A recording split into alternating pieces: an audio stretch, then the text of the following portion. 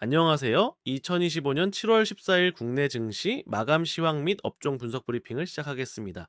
오늘 우리 시장의 핵심 키워드는 정책과 자금이 만든 3200 돌파입니다. 자, 그럼 본격적으로 오늘의 시장을 자세히 들여다보겠습니다. 먼저 오늘 시장의 주요 내용을 요약해 보겠습니다. 2025년 7월 14일 코스피는 무려 3년 10개월 만에 3200포인트를 돌파하며 연중 최고치를 새롭게 썼습니다. 이러한 상승의 주역은 단연 외국인이었습니다. 외국인의 강한 매수세가 정부 정책의 수혜가 기대되는 업종으로 몰리면서 코스피와 코스닥의 양극화가 뚜렷하게 나타났습니다. 미국의 관세 부과나 CPI 발표와 같은 글로벌 이슈가 있었음에도 불구하고 국내 시장은 내부의 강력한 상승 동력이 더 크게 작용한 하루였습니다. 반면 코스닥은 800선 아래로 밀려나며 대형주와 일부 테마주 중심으로만 움직이는 모습을 보였습니다.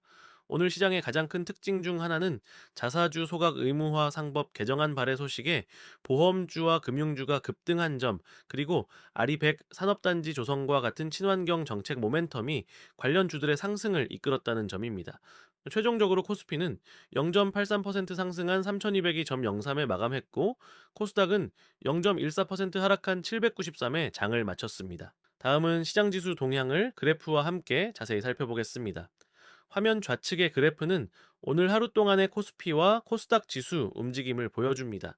위쪽에 파란 선이 코스피, 아래쪽 붉은 선이 코스닥입니다. 코스피는 장 초반 약보합으로 출발했지만 꾸준히 우상향하며 견조한 흐름을 이어간 것을 확인하실 수 있습니다.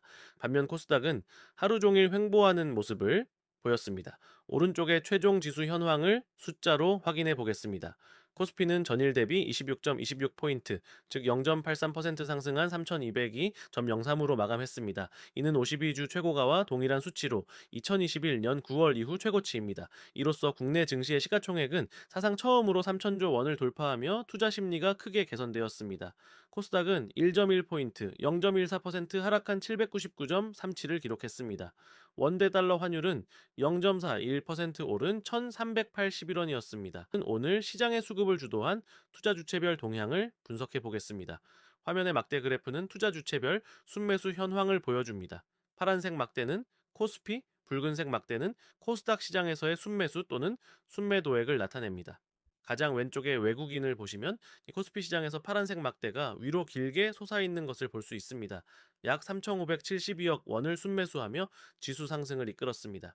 반면 코스닥 시장에서는 1,513억 원을 순매도했습니다. 이처럼 외국인은 코스피 대형주를 선호하고 코스닥에서는 자금을 빼는 뚜렷한 차별화 전략을 보였습니다. 가운데 개인 투자자는 정반대의 모습을 보였습니다. 코스피 시장에서 3억 4,171억 원을 순매도하며 차익 실현에 나섰고, 그 자금으로 코스닥 시장에서 2억 12억 원어치를 사들이며 저가 매수 패턴을 보였습니다. 오른쪽 기관 투자자는 코스피와 코스닥 양 시장에서 모두 순매도세를 보였습니다. 각각 1281억 원과 412억 원을 순매도하며 주로 대형주 중심의 차익 실현에 집중하는 모습이었습니다. 그렇다면 어떤 업종이 시장의 상승을 주도했을까요? 업종별 등락률 그래프를 보시겠습니다. 이 슬라이드의 막대 그래프는 오늘 상승 및 하락한 주요 업종을 한눈에 보여줍니다. 그래프의 왼쪽 녹색 막대들이 오늘 강세를 보인 업종들입니다. 가장 왼쪽에 가장 높이 솟은 막대가 보이시죠? 바로 보험업으로 무려 6.75%라는 엄청난 상승률을 기록했습니다.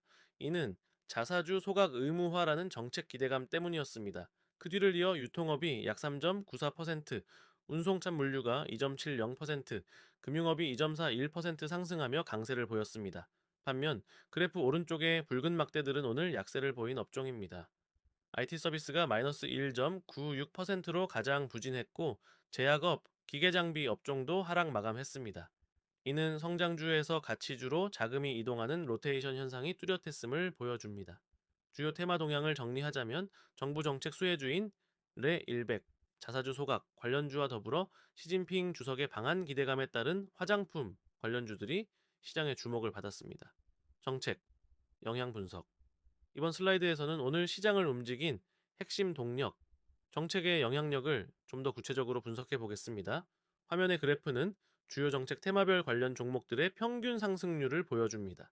가장 왼쪽에 레100 정책 테마가 14%가 넘는 가장 높은 평균 상승률을 보이며 시장에 가장 강력한 영향을 미쳤습니다. 정부가 1조 원을 투입해 A200 산업단지를 조성한다는 구체적인 계획이 발표된 덕분입니다. 제 관련주인 삼육물산은 상한가를 기록했고 OCI 홀딩스도 11% 급등했습니다. 두 번째로 영향이 컸던 테마는 자사주 소각입니다. 평균 8%대의 상승률을 보였는데요. 상법 개정안을 통해 자사주 매입 후 소각을 의무화하여 주주 가치를 높인다는 기대감이 금융주를 중심으로 크게 반영되었습니다.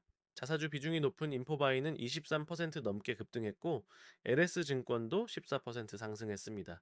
그 외에 한한령 해제, 기대감 테마는 평균 5%대 상승률을, 디지털 자산 정책 테마는 2%대 상승률을 기록했습니다. 특히 한한령 해제 기대감으로 한국 화장품은 20%가 넘는 급등세를 보였습니다. 글로벌 이슈 및 전망. 국내 시장은 강했지만 글로벌 환경의 불확실성은 여전히 존재합니다.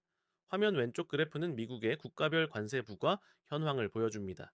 캐나다의 35%, 유와 멕시코의 30%의 관세가 이미 확정되었으며 8월부터는 한국과 일본에도 25%의 관세를 부과할 수 있다는 위협이 제기된 상황입니다. 또한 바로 내일인 7월 15일에는 미국의 6월 소비자 물가 지수, 즉 CPI가 발표됩니다. 시장 예상치는 2.6%로 이 결과에 따라 연준의 금리 인하 경로가 달라질 수 있어 매우 중요한 변수입니다.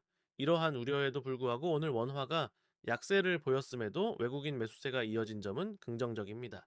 시장이 반복되는 관세 이슈에 어느 정도 내성이 생긴 것으로 보이며 글로벌 악재보다는 국내 정책 모멘텀에 더 집중하는 모습입니다. 마지막으로 오늘 시장을 정리하고 향후 투자 전략에 대해 말씀드리겠습니다. 2025년 7월 14일 우리 증시는 뚜렷한 양극화로 요약할 수 있습니다. 코스피는 정책과 외국인 수급에 힘입어 3200을 돌파했지만 코스닥은 소외되었습니다. 앞으로의 투자 전략은 다음과 같이 제안합니다. 첫째, 양극화에 대응해야 합니다.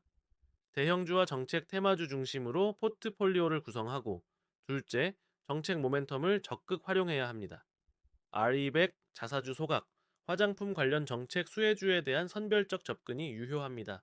마지막으로 미국 CPI 발표와 관세 정책 같은 글로벌 변수를 주시하며 리스크 관리를 병행해야 합니다. 기회 요인으로는 외국인 자금의 지속적인 유입과 자사주, 소각 의무화 등 주주가치 제고 정책이 있습니다. 반면 미국의 보호 무역주의 강화와 재개 이후 최대치를 기록 중인 공매도 장원은 리스크 요인으로 남아 있습니다. 결론적으로 오늘의 3200 돌파는 정책과 외국인이라는 명확한 동력이 만든 의미 있는 상승입니다.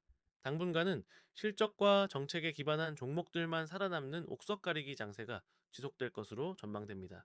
이상으로 7월 14일 증시 브리핑을 마치겠습니다. 감사합니다.